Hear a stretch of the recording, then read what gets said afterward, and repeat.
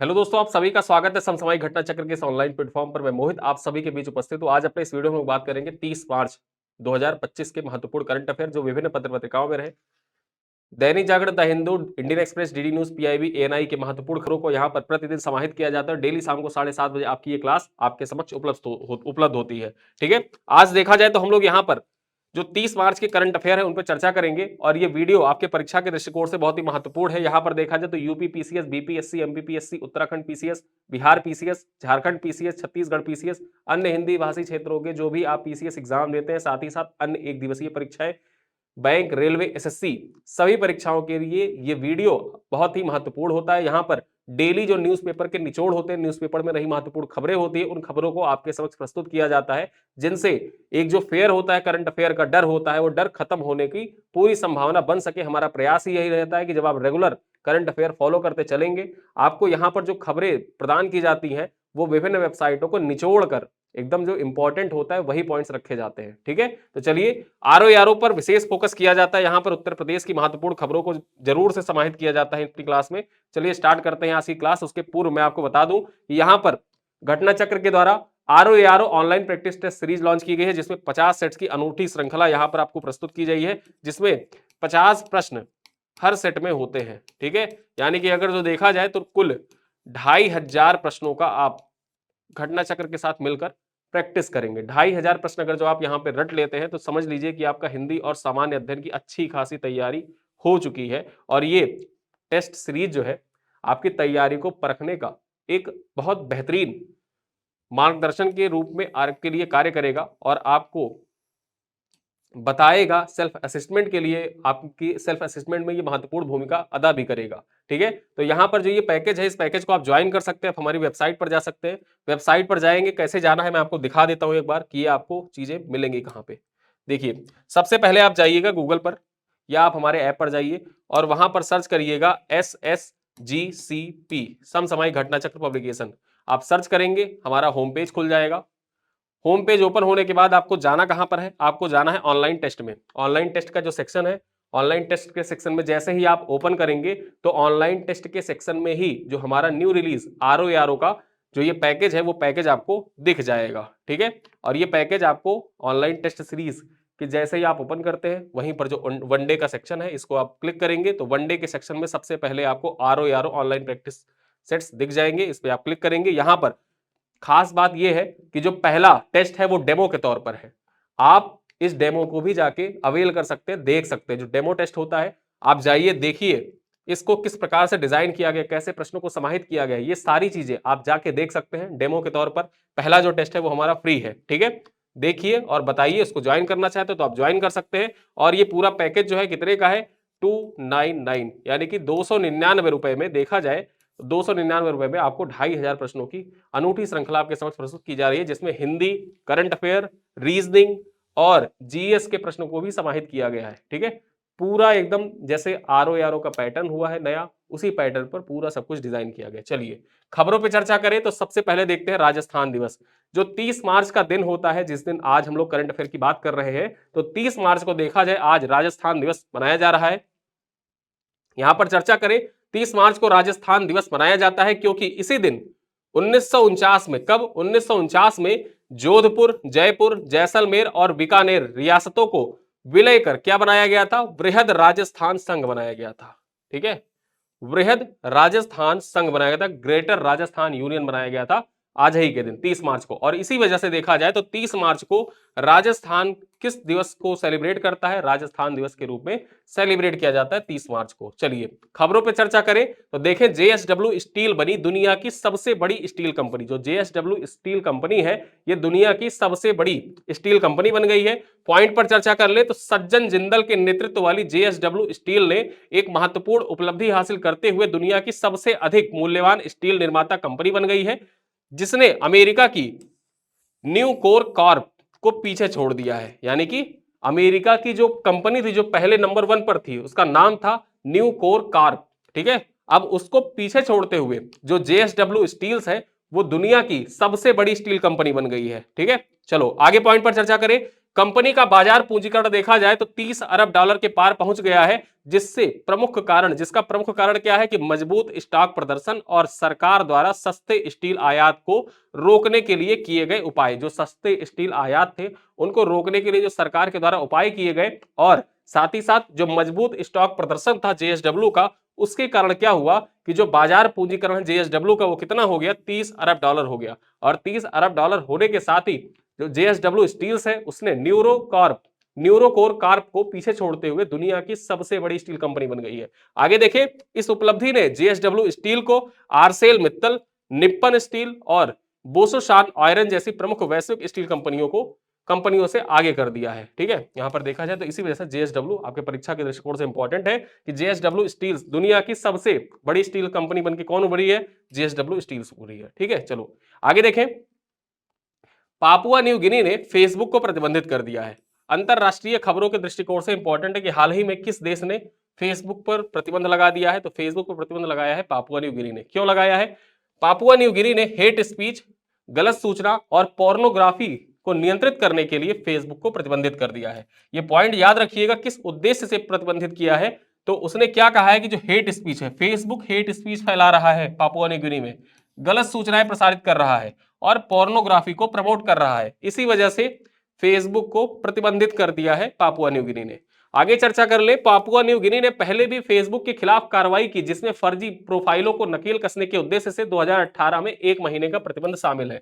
यानी कि ये पहली बार नहीं है कि प्रतिबंधित कर दिया है, 2018 में फेसबुक पर 1 महीने का प्रतिबंध पापुआ न्यू गिनी पहले भी लगा चुका है। और देखा जाए तो फेसबुक पापुआ न्यू गिनी में एक बहुत ही चर्चित सोशल मीडिया प्लेटफॉर्म भी है, लेकिन उसके बाद में भी इसको प्रतिबंधित कर दिया गया है। क्यों प्रतिबंधित कर दिया गया है? हेट स्पीच, गलत सूचना और पोर्नोग्राफी के कारण इसको प्रतिबंधित कर दिया गया है। ठीक है, चलो अगली खबर पर चर्चा करें।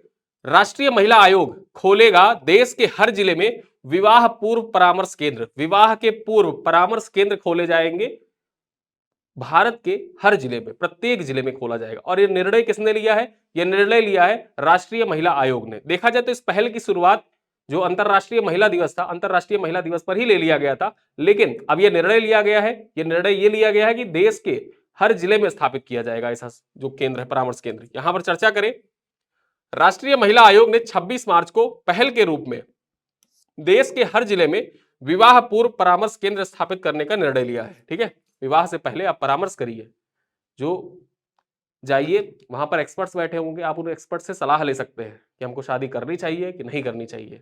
चलिए आगे देखें, इसी वर्ष अंतरराष्ट्रीय महिला दिवस पर आयोग ने इस नई पहल की शुरुआत की थी, जिसके तहत 11 राज्यों में, यानी कि देखा जाए अभी तक क्या हुआ था कि 11 राज्यों में अब तक 23 केंद्र खोले जा चुके थे, लेकिन अब क्या हुआ है कि अंतरराष्ट्रीय महिला जो दिवस था उसी पर जो राष्ट्रीय महिला आयोग है उसके द्वारा घोषणा की गई थी, मतलब उस राष्ट्रीय महिला आयोग के द्वारा अंतरराष्ट्रीय महिला दिवस पर ये पहल स्टार्ट किया गया था, जिसके तहत क्या किया गया कि 11 राज्यों में अब तक 23 केंद्र खोले जा चुके थे।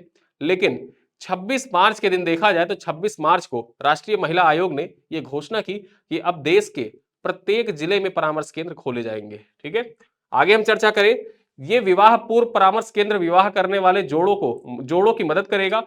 ये परामर्श केंद्र विवाह के सामाजिक, मनोवैज्ञानिक, व्यवहारिक पहलुओं को लेकर सहायता प्रदान करेगा। ये परामर्श केंद्र क्या होंगे? ये परामर्श केंद्र सरकारी स्थानों पर खोले जाएंगे और इन केंद्रों का जो संचालन होगा वो जिला या नगर पालिका निकायों की निगरानी में किया जाएगा। ठीक है, ये पॉइंट याद रखिएगा कि जो ये परामर्श केंद्र खोले जाएंगे, इन परामर्श केंद्रों की निगरानी कौन करेगा? जिला या नगर पालिका के जो निकाय होते हैं उन निकायों के द्वारा इनकी निगरानी की जाएगी। ठीक है, और ये जो विवाह के सामाजिक, मनोवैज्ञानिक और व्यवहारिक पहलू होते हैं उन पर जो दंपति होते हैं उन दंपतियों को सलाह प्रदान करेगा ये केंद्र। ठीक है, चलो अगली खबर पर चर्चा करें। एक पुस्तक है, पुस्तक का नाम क्या है? Ripples of change, gender transformative rural वॉच प्रोग्राम्स इन इंडिया नामक एक पुस्तक है, इसका विमोचन किया गया है। और ये किताब का नाम याद रखिएगा, आपके परीक्षा के लिए बहुत ही महत्वपूर्ण है। यहां पर देखा जाए तो केंद्रीय जल शक्ति मंत्री CR पाटिल ने 26 मार्च को नई दिल्ली में ripples of change, gender transformative rural वॉश प्रोग्राम इन इंडिया, ये किताब का नाम है। शॉर्ट में भी पूछ सकता है, रिपल्स ऑफ चेंज पुस्तक का जो किसके द्वारा विमोचन किया गया। ठीक है, रिपल्स ऑफ चेंज पुस्तक का विमोचन किसके द्वारा किया गया? सीआर पाटिल के द्वारा किया गया। कब किया गया? 26 मार्च को। कहां पर किया गया? नई दिल्ली में किया गया। आगे हम देखें, पुस्तक में ग्रामीण वास पर 10 कहानियां हैं जो सामुदायिक नेतृत्व, महिला सशक्तिकरण और स्थानीय नवाचार की जानकारी देती है। ठीक है, आगे देखें, यह पुस्तक पेयजल और स्वच्छता विभाग द्वारा यूनिसेफ इंडिया के सहयोग से प्रकाशित किया गया। जो ये पुस्तक है रिपल्स ऑफ चेंज, ये पुस्तक किसके सहयोग से प्रकाशित किया गया है? तो ये जो पेयजल और स्वच्छता विभाग है, ठीक है, पेयजल और स्वच्छता विभाग ने यूनिसेफ इंडिया के साथ मिलकर इस पुस्तक को प्रकाशित किया है। तो ये पॉइंट याद रखिएगा कि किसके साथ मिलकर प्रकाशित किया गया है और किसने इसका विमोचन किया, किताब का नाम क्या है, ये 3 पॉइंट जरूर याद रखिएगा। अगली खबर देखें, राष्ट्रीय पर्यावरण सम्मेलन 2025। अब राष्ट्रीय पर्यावरण सम्मेलन 2025 है, ये 29-30 मार्च, ठीक है, 29-30 मार्च को विज्ञान भवन नई दिल्ली में इसका आयोजन किया गया। यहां पर चर्चा करें तो राष्ट्रीय हरित अधिकरण एनजीटी 29 और 30 मार्च 2025 को विज्ञान भवन नई दिल्ली में पर्यावरण 2025 पर 2 दिवसीय राष्ट्रीय सम्मेलन का आयोजन किया गया। ठीक है, आगे देखिए, एनजीटी के द्वारा इस नेशनल कॉन्फ्रेंस और एनवायरमेंट 2025 का आयोजन किया गया। यहां पर चर्चा कर ले, इस सम्मेलन का उद्घाटन जो था वो राष्ट्रपति द्रौपदी मुर्मू के द्वारा किया गया था। राष्ट्रपति द्रौपदी मुर्मू के द्वारा इसका उद्घाटन किया गया, जबकि आज इसका जो समापन हुआ, समापन समारोह था, उसकी अध्यक्षता किसके द्वारा की गई थी? उपराष्ट्रपति जगदीप धनखड़ के द्वारा आज की गई है। ठीक है, आगे हम चर्चा कर ले, 2 दिवसीय इस कार्यक्रम का उद्देश्य क्या था? तो कि 2 दिवसीय इस कार्यक्रम का उद्देश्य पर्यावरण विशेषज्ञों, नीति निर्माताओं, कार्यकर्ताओं और पर्यावरणीय मुद्दों पर चर्चा करने और कार्यान्वयन योग्य समाधान तैयार करने के लिए एक साथ उनको लाना था। ठीक है, जो ये आयोजन किया गया, इस आयोजन का उद्देश्य ये था कि जो पर्यावरणीय विशेषज्ञ है, पर्यावरण विशेषज्ञों, नीति निर्माताओं और कार्यकर्ताओं को पर्यावरणीय मुद्दों पर चर्चा करने के लिए तथा उनके कार्यान्वयन को सुनिश्चित करने के लिए एक समाधान तैयार करने के उद्देश्य से एक मंच पर लाना था इस आयोजन का मुख्य उद्देश्य। आगे देखें, सम्मेलन में 4 तकनीकी सत्र भी आयोजित किए गए जो मुख्य पर्यावरणीय मुद्दों पर केंद्रित थे। यहां पर देखा जाए, जो आयोजन हुआ 2 दिवसीय, इनमें 4 सत्रों का आयोजन किया गया। और ये जो आयोजन किया जा रहा था पर्यावरण सम्मेलन 2025 का, इसका आयोजन कौन कर रहा था? इसका आयोजन कर रहा था एनजीटी। ठीक, आपको कमेंट बॉक्स में बताना है कि वर्तमान में एनजीटी के अध्यक्ष कौन है, वर्तमान में एनजीटी के अध्यक्ष कौन है, ये आप कमेंट में लिखकर बताइएगा। चलिए आगे देखें, यहां पर जो 4 तकनीकी सत्र आयोजित किए गए, उन चारों तकनीकी सत्र और उनकी अध्यक्षता किसने की, इसका जरूर जाने रहिए, आपके एग्जाम के दृष्टिकोण से इंपॉर्टेंट है। देखिए, पहला सत्र कौन सा है? पहला सत्र था वायु गुणवत्ता निगरानी प्रबंधन। ये पहला सत्र है, वायु गुणवत्ता निगरानी प्रबंधन। यहां पर देखा जाए तो उच्चतम न्यायालय के न्यायाधीश न्यायमूर्ति जॉय माल्या बागची, ठीक है, न्यायमूर्ति जॉय माल्या बागची की अध्यक्षता में वायु गुणवत्ता निगरानी और प्रबंधन पर एक तकनीकी सत्र आयोजित किया गया। आगे देखें, दूसरा जो तकनीकी सत्र है वो किस पर था? जल गुणवत्ता प्रबंधन और नदी कायाकल्प पर था। और इसकी अध्यक्षता किसके द्वारा की गई? दिल्ली उच्च न्यायालय की न्यायाधीश न्यायमूर्ति प्रतिभा एम सिंह के द्वारा की गई थी। किसके द्वारा? प्रतिभा एम सिंह के द्वारा जो जल गुणवत्ता प्रबंधन और नदी कायाकल्प पर जो तकनीकी सत्र था उसकी अध्यक्षता की गई। जो तीसरा जो तकनीकी सत्र है उसके बारे में जान ले, तो वन और जैव विविधता संरक्षण पर की अध्यक्षता माननीय न्यायमूर्ति अंगद पाठक, न्यायाधीश मध्य प्रदेश उच्च न्यायालय के द्वारा की गई। ठीक है, यानी कि वन और जैव विविधता पर जो तकनीकी सत्र आयोजित किया गया, इसकी अध्यक्षता किसने की? तो मध्य प्रदेश उच्च न्यायालय के न्यायाधीश हैं न्यायमूर्ति अंगद पाठक, इनके द्वारा की गई। और जो चौथा सत्र था चिंतन और मुख्य निष्कर्ष सत्र, इसकी अध्यक्षता किसके द्वारा की गई? तो इसकी अध्यक्षता न्यायमूर्ति पीएस नरसिम्हा के द्वारा की गई। ठीक है, ये सुप्रीम कोर्ट के जज है न्यायमूर्ति पीएस नरसिम्हा, इनके द्वारा की गई। तो ये चारों तकनीकी सत्र के बारे में आपने जान लिया। और ये चारों तकनीकी सत्र का नाम इंपॉर्टेंट है, इनके अध्यक्ष इंपॉर्टेंट है। मैच द फॉलोइंग में आपसे सवाल पूछ सकता है। आपको लगता होगा ये छोटा सा है राष्ट्रीय पर्यावरण सम्मेलन नेशनल कॉन्फ्रेंस और एनवायरमेंट, बहुत ही महत्वपूर्ण है आपके परीक्षा के दृष्टिकोण से। ठीक है, चलिए अगली खबर पर चर्चा करें। उत्तराखंड सरकार द्वारा भागीरथ ऐप का शुभारंभ किया गया है। उत्तराखंड सरकार ने एक ऐप का शुभारंभ किया है, उस ऐप का नाम क्या है? भागीरथ ऐप उस ऐप का नाम है। और यहां पर चर्चा कर ले इस ऐप के बारे में, तो उत्तराखंड के मुख्यमंत्री पुष्कर सिंह धामी द्वारा 28 मार्च 2025 को, कब? 28 मार्च 2025 को देहरादून से जल संरक्षण अभियान 2025 की शुरुआत की गई। ठीक है, देहरादून से जल संरक्षण अभियान 2025 की शुरुआत की गई। परीक्षा में आपसे पूछ सकता है, और ये पॉइंट आपके उत्तराखंड पीएससी यूके पीसीएस, यहां पर देखा जाए तो 11 मई को लोअर पीसीएस की परीक्षा है।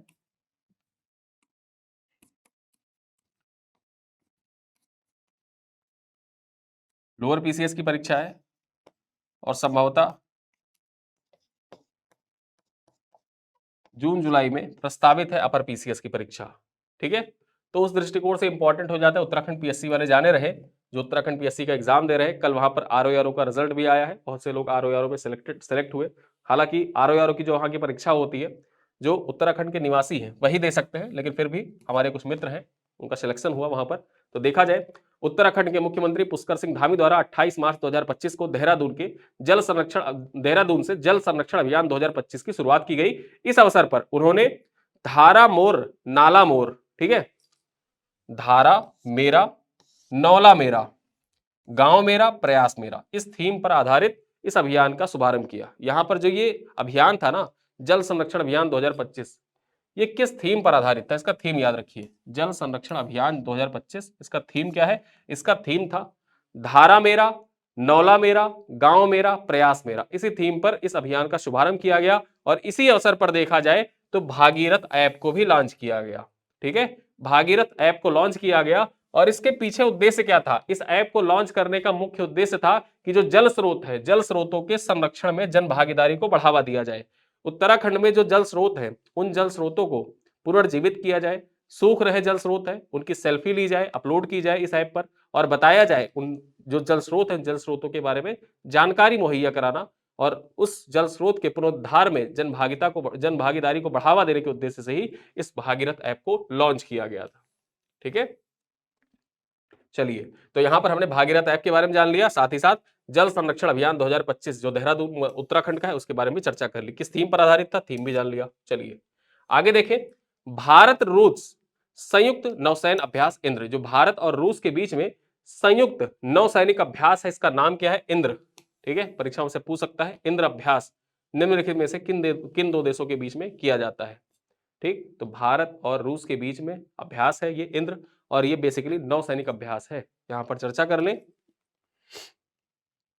भारत रूस संयुक्त नौसेना अभ्यास इंद्र का 14वां संस्करण 28 मार्च 2025 को बंगाल की खाड़ी में चेन्नई तट पर शुरू हुआ। ठीक है, कब शुरू हुआ? 28 मार्च 2025 को शुरू हुआ। कहां पर? बंगाल की खाड़ी के चेन्नई तट पर शुरू हुआ। यहां पर चर्चा करें, इंद्र समुद्री अभ्यास 2025 28 मार्च से 2 अप्रैल तक 2 चरणों में आयोजित किया जाएगा। इंद्र अभ्यास का पहला संस्करण मई 2003 में अरब सागर में भारत के पश्चिमी तट पर आयोजित किया गया था। जो पहला संस्करण था, या इस बार कौन सा संस्करण? 14वां संस्करण आयोजित किया जा रहा है। जो पहला संस्करण था वो भारत में ही आयोजित किया गया था, भारत के पश्चिमी तट पर इसका आयोजन हुआ था। कब हुआ था? 2003 में हुआ था। आगे हम चर्चा कर ले, अभ्यास के 13वें संस्करण की मेजबानी रूसी नौसेना ने और इससे जुलाई 2023 में फिनलैंड की खाड़ी में आयोजित किया गया था। ठीक है, जो 13वां संस्करण हुआ था उसकी मेजबानी किसने की थी?